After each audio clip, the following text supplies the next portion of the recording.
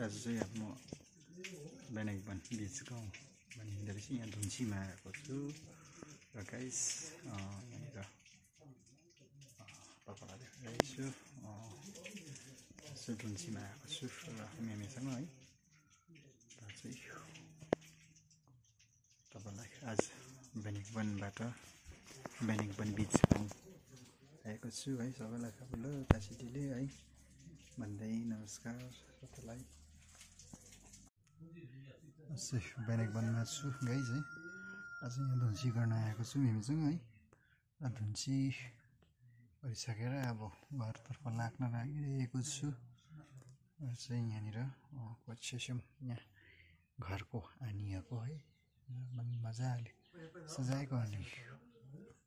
pant गरेको रहेछ